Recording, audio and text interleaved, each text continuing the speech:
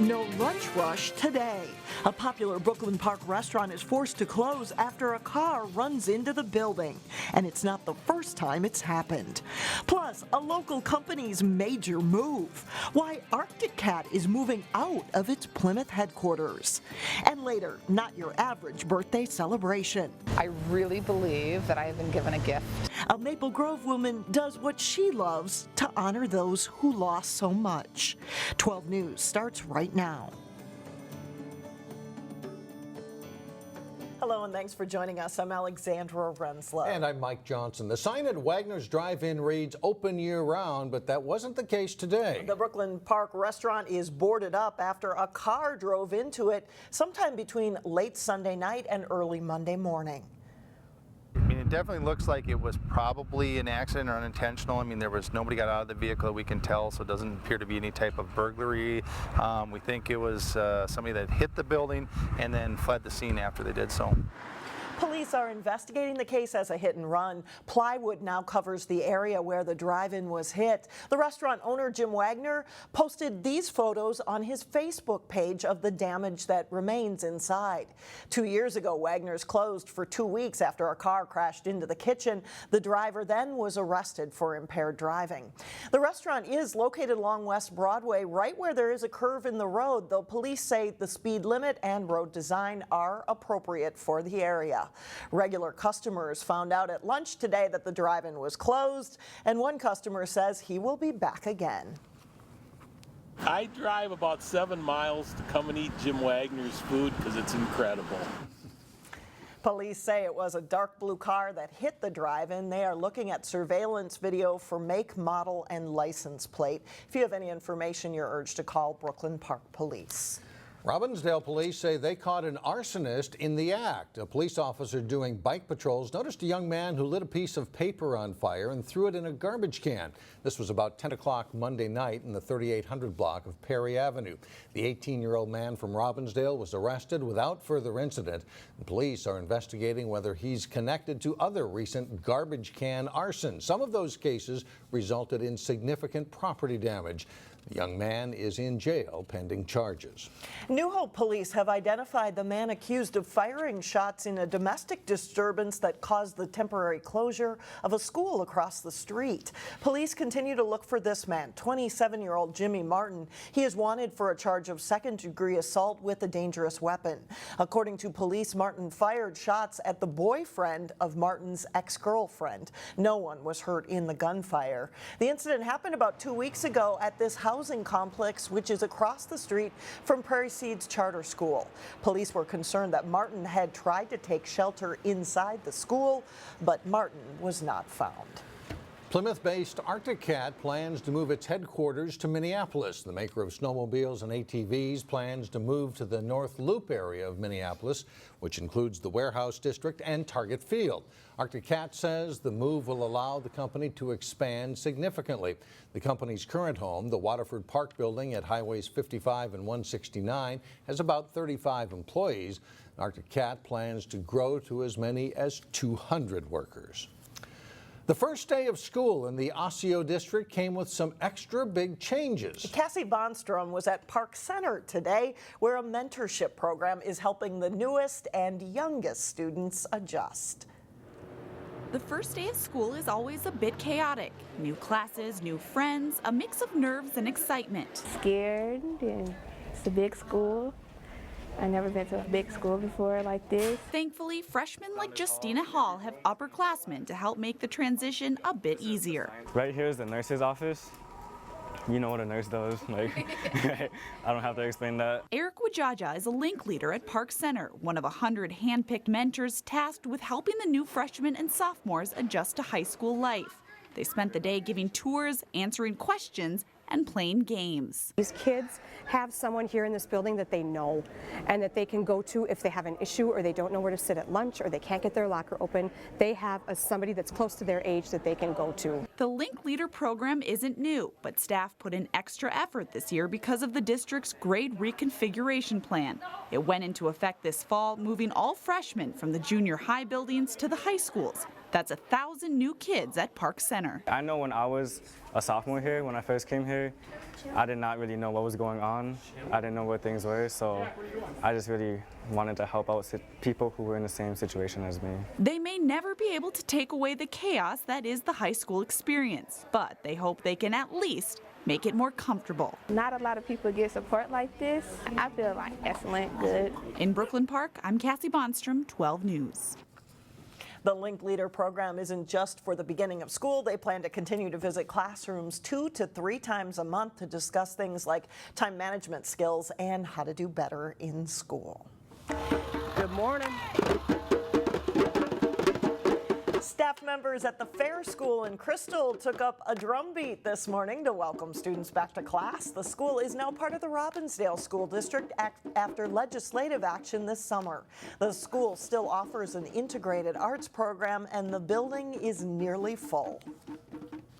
Well, we added 130 kids, brand new kids, and they're coming from all 11 metro area districts. It's not just Robbinsdale. So we had a waiting list, and we've exhausted that waiting list. There's still a waiting list for 6th grade, for 5th grade, for 4th grade. Principal Christina Hester says she's so excited about the new year, she got up at 3 a.m. for the first day of school. And the Labor Day weekend turned out to be deadly on the roads. Among those killed, a motorcyclist from Brooklyn Park. 39-year-old Edward Werbachowski died Sunday when he crashed his Harley-Davidson into equipment in a closed-off construction zone in Washington County. He was not wearing a helmet. The State Patrol says alcohol was detected. A Labor Day cookout turned into a devastating fire for a Brooklyn Center homeowner. The home in the 3700 block of 67th Avenue was destroyed. Fire officials say the homeowner used lighter fluid to start a grill on his deck, but some of it got on the deck and things quickly went from bad to worse. We believe that maybe he did attempt with a garden hose to put it out. But of course, when you have an accelerant and it does get away with you pretty quickly, especially on the deck, and it rolled up the side of the house. A neighboring home was also damaged. Nobody was hurt. From tablets to phones, technology is everywhere, increasing strain on your eyes. Yeah, up next, we'll have tips for students to help keep their eyes healthy. Then later in sports, the Park Center football team gets a little payback against the team that ended their season last fall. But first, a beautiful Wednesday, sunny and 70s. Technology is a tool school districts increasingly use to educate students. And in today's Health Check, Delane Cleveland looks at some of the unintended consequences of that technology in the classroom. Now let's play a game to try. Step into any classroom and it's clear to see that technology has taken over. Textbooks replaced by iPads, and chalkboards replaced by smartboards. I think the new technology really has enhanced what teachers can do in the classroom, what students can do. The technology is impressive, to say the least, but Dr. Tina McCarty of the Eye Care Center in Maple Grove says the constant exposure to the blue light emitted from computer screens can impact a student's vision. Well, what we have learned is that blue light can cause fatigue, it can cause eye strain and blurred vision, to have short attention span, eye strain, headaches. She says because the technology is so new, doctors are still learning about the short and long-term effects. The biggest concern for a long-term effect on the eye is the enhancement of the development of age-related macular degeneration. That's a disease that develops over decades of time and is very difficult to research in the short term. All that said, the increased use of digital devices in classrooms doesn't exactly mean doom and gloom is ahead. Something that the American Optometric Association recommends called the 20-20-20 rule. In every 20 minutes, if you can take a 20-second break and look at something 20 feet away and focus on that just to give your eyes a break is one tip. Another tip is to schedule a comprehensive eye exam annually to find out whether the smartphones and tablets are causing any eye problems. That comprehensive eye exam is even more important annually, before school preferably, but once a school year, just to make sure that any of those problems are identified so there's nothing in the way that can inhibit that child from learning at their best. Simple tips to keep in mind considering that technology in the classroom is here to stay. For Health Check, Delane Cleveland, 12 News. There are lenses on the market that can actually help decrease the amount of blue light glare, but doctors also recommend simply shutting off devices at home about an hour before bedtime. Coming up, talk about a unique way to celebrate your birthday. And we'll meet a Maple Grove runner who is doing something extraordinary to honor veterans. But first, a big rally keeps Wayzata unbeaten in prep football. John Jacobson is in next. Was not an easy job for Wayzata over the weekend. I mean, you know, all 4 quarters it took, plus the defense had to score, right? Defense had to come through, and a big confidence booster, I think, for this team. Unbeaten so far on the year. The Wayzata football team got a tough road test handed them in week 3. The Trojans faced a very good Prior Lake team on the road at the home of the Lakers. Wayzata quarterback Jake Marsh, little play action fake here. He'll run it in from 8 yards out, and it's 7-0 Trojans. Second quarter, big defensive play by the Lakers. Jamal Johnson brings the pressure on Thomas Scorrell. His pass intercepted by Zach Keller for a touchdown. It's 10-7 Prior Lake. Third quarter, great catch by Tyler Didier here, keeps a Wayzata drive going. The Trojans will cap the drive with a field goal, tying the game at 10. Fourth quarter, Johnson in the backfield. He'll power in from 3 yards out, and the Lakers are back in front. Wayzata ties it up again, and then a huge defensive touchdown on the interception by Jake Crow. The Trojans take a 24-17 lead. Andrew Kovac seals the win with a fumble recovery late as Wayzata wins 24-17. They play at Minnetonka on Friday.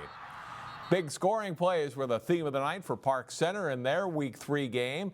They faced De La Salle in Minneapolis. Early first quarter, Nick Weber back to pass for the Islanders. And his pass picked off by Shannon Brooks. Stepping in front there, he'll go 45 yards for a touchdown. Pirates lead it 7-0. Still in the first quarter, Amani Hooker in the backfield will take the handoff. Nice move on the outside, and then he's gone down the sideline. It's a 67-yard touchdown run. Start of a very big night for Hooker. Second quarter, Park Center up 14-0. Weber's throw to the end zone. Intercepted again. This time it's Hooker with the pick. And he'll take this one all the way back. 100 yards for a touchdown. And Park Center leads De La Salle, team that knocked them out in the playoffs a year ago, 21-0 at halftime. Third quarter, things don't change much for the Islanders or for Park Center. Weber to Hooker again, another interception return. 65 yards this time, put PC up 27-0. They go on to beat De La Salle 35-7. The Brooklyn Center football team looked to rebound from a shutout loss to a good Minneapolis North squad in week 2. And the Centaurs were hosting Minneapolis Roosevelt in their home opener. Teddies get off to a good start, though, in this game. Aaron Gundy with a nice run up the middle. He'll go 37 yards for a touchdown. Roosevelt leads it 12-0 in the second quarter. The Centaurs, though, get 2 scores late in the half. Davia Gabor going downfield this pass. Danny Tukar on the receiving end. It's a 46-yard touchdown and a 12-7 game. Under 30 seconds to go, 4th down and long for Brooklyn Center. And Gabor with a perfect throw to Charles Wiley. 43 yards for a touchdown. Centaurs lead at 14-12 at halftime. They fell behind 18-14 in the third quarter, but then Chester Whaley goes into the end zone for a touchdown, 21-18 BC in the third. Rufus Menden rushed for 202 yards and a touchdown. Brooklyn Center wins its first game of the year, 34-18 the final. Providence Academy on the road in St. Paul to face the Johnson Governors. Providence driving. Quarterback Henry Van Dellen to Drew Lahr. He'll go up to get the Lions a 1st and goal at the Johnson 7-yard line. Will Johnson of Providence caps the drive. He'll sweep right and just reach the ball over the goal line for a score. Providence leads it 7-0 after a quarter. Second quarter, Johnson drives inside the Lions 10 with the pass tipped, and Jack Brenner comes up with the interception for Providence. He stopped on the run back, but it keeps the score 7-0 Providence at halftime. Third quarter of play, Providence looking to add to its lead. Will Johnson gets the call again, and he delivers 14-0 after that touchdown.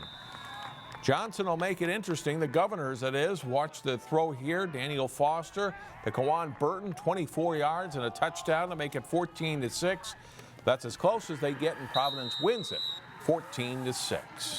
And that's all good sports for today. All right, thanks a lot, John. Still ahead, a birthday with smiles and some soreness. We'll meet a runner celebrating her birthday, hitting the pavement for a cause close to her heart. We'll be right back.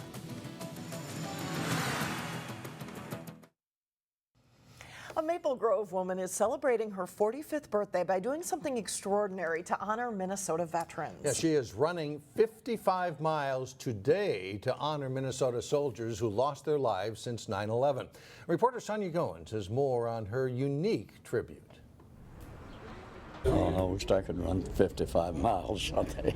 The front porch of the Arbor Lake Senior Living Facility was a flurry of activity Tuesday morning. She's going to do 55 miles out here? I'm going to walk around the block rather. Residents gathered to greet the arrival of a special guest. We think that's a very wonderful thing that she's doing. They will cheer on a woman who is running 55 miles to honor Minnesota veterans who have died while defending our freedom since 9/11. I've never heard of anybody going that distance. Many in the crowd are veterans themselves. I spent 26 years in the Army. I was a chaplain in the Air Force. I served proudly. As they waited, they also remembered. This year is my dog tag. Bert Falk was in the Navy. We took the 1st Cavalry into Tokyo Bay on VJ Day. Bill Condon was in the Marines. Yeah, I guess it's good to remember, but